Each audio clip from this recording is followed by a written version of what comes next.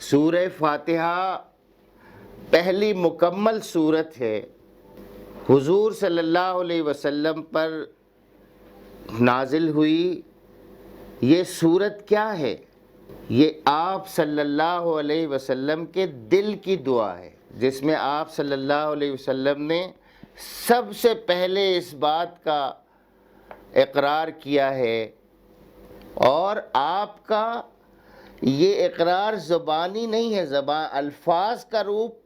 یہ اللہ تبارک و تعالیٰ کی طرف سے ہے، لیکن عملی اقرار یہ حضور صلی اللہ علیہ وسلم کی طرف سے پوری زندگی میں آپ دیکھ سکتے ہیں۔ 40 سال کی زندگی میں آپ صلی اللہ علیہ وسلم کو بتوں سے اور ان کے چڑھاووں سے شدید نفرت تھی، کبھی ان کے قریب نہیں گئے۔ آپ سب سے کٹ کر غار حرا میں بیٹھ گئے۔ وہاں آپ کا کیا ورد تھا، آپ کی کیا عبادت تھی؟ یہی الحمدللہ رب العالمین، تمام تعریف اللہ رب العالمین کے لیے ہے۔ اس اقرار کے بعد مزید اقرار یہ ہے کہ الرحمن الرحیم، کہ اللہ جو رب ہے تمام کائنات کا، وہ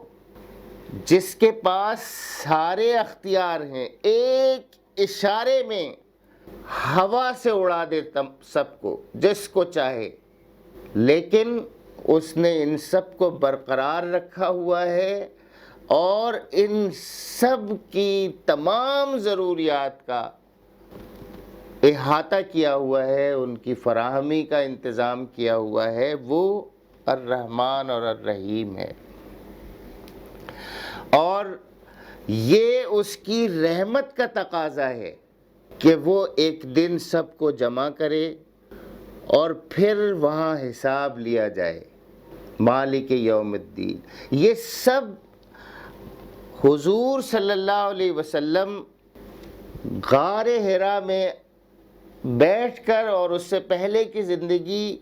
پہ غور کر کے اس سب کے نتیجے پر پہنچ چکے تھے کہ اللہ ایک ہے، وہ رحمان و رحیم ہے، اسی کی بندگی کرنی چاہیے اور اسی کے پاس پلٹ کر جانا ہے، اور یہ کہ بندگی اگر ہوگی تو اسی کی ہوگی اور اسی سے مدد مل سکتی ہے بندگی میں۔ یہ بات بھی آپ نے اس بات کو بھی سمجھ لیا کہ بندگی میں مدد کس سے ملے گی۔ یہ ساری صورتحال کو جو میں نے ابھی ذکر کی، سارے عالم میں گھوم کے جو آپ نے آبزرو کیا، آپ کا مشاہدہ تھا، اس کا حل کیا چاہتے تھے، کیا سمجھا؟ جس نتیجے پر وہ پہنچے ہیں وہ یہ کہ اللہ کی بندگی کی جائے صرف، اور اللہ کی بندگی اللہ کی مدد کے بغیر نہیں ہو سکتی۔ اللہ کی بندگی اللہ کی مدد کے بغیر نہیں ہو سکتی۔ اب یہاں مدد کو بھی سمجھ لیجئے کہ مدد کا مطلب یہ نہیں ہے کہ مجھے اٹھا کے کھڑا کر دیا جائے زبردستی، پھر پکڑ کے مجھے رکوع کرایا جائے، پھر پکڑ کے مجھے سجدہ کرایا جائے، یہ نہیں، بلکہ مدد جو ہے وہ بھی آگے بتا دیا، اہدنا الصراط المستقیم، مدد ہماری اس طرح کیجئے کہ آپ ہمیں سیدھا راستہ دکھا دیجئے، اور نہ صرف دکھا دیجئے بلکہ اس میں منزل تک پہنچا دیجئے، ہر موقع پر ہماری مدد کیجئے۔ اب یہ چند سال پہلے تک تو لوگ اس پہ حیران ہو سکتے تھے، اس مفہوم کو سمجھتے ہوئے کہ اہدنا الصراط المستقیم کا مطلب یہ ہے کہ ہمیں سیدھا راستہ دکھا، اور جب کسی نے کہا کہ اہدنا الصراط المستقیم کا مطلب یہ بھی ہے کہ ہمیں سیدھے راستے پر چلا، تو میں خود اس بات کا گواہ ہوں، میرے سامنے کی بات ہے کہ لوگ اس کا مذاق اڑانے لگے کہ کیا اللہ تعالیٰ چلائے گا بھی اب آپ کو؟ بس بتا دیا سیدھا راستہ، اب آپ چلیں خود۔ لیکن یہ جو گوگل میپ ہے، اس نے جو ہے اس بات کو، چلانے والی بات کو بھی ثابت کر دیا کہ گوگل میپ آپ لے کے چلتے ہیں اور آپ کو یہ سیدھے راستے پر چلاتا ہے، یعنی نقشہ بھی موجود ہے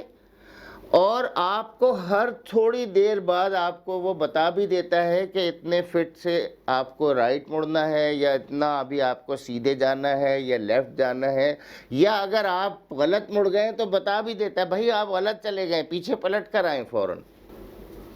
تو اگر آپ اس مماثلت کو اور اس مثال کو جو آپ کی عملی زندگی سے تعلق رکھتی ہے ایکنالج کرتے ہیں،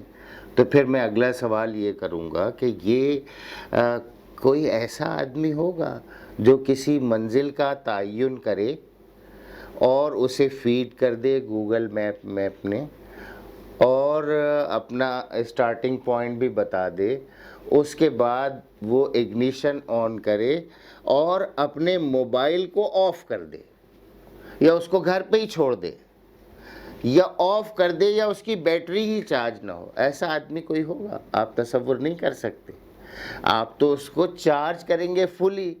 یا چارجر پھر بھی رکھیں گے اس کے ساتھ لگا دیں گے، اور اس کو آن رکھیں گے تاکہ وہ بتاتا رہے آپ کو،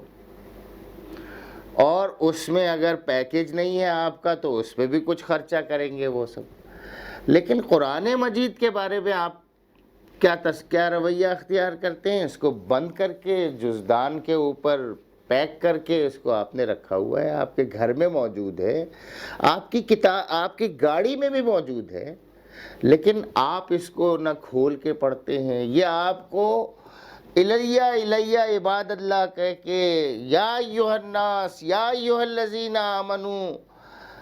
یہ سب کہہ کے پکارتا ہے۔ آپ گوگل کی آواز پہ تو فوراً رک جاتے ہیں، اسپیڈ سلو کر لیتے ہیں، مڑ جاتے ہیں۔ یا ایھا الناس کی صدا پر آپ کو کچھ آواز ہی نہیں آتی، یا ایھا الذین آمنو کی آواز پر آپ کو کچھ اثر ہی نہیں ہوتا۔ کمال لوگ ہو،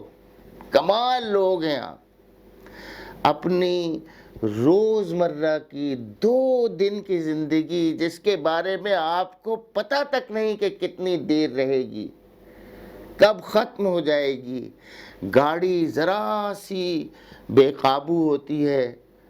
اور آپ اس دنیا سے کوچ کر جاتے ہیں۔ زندگی کے لیے تو آپ اتنا اہتمام کرتے ہیں،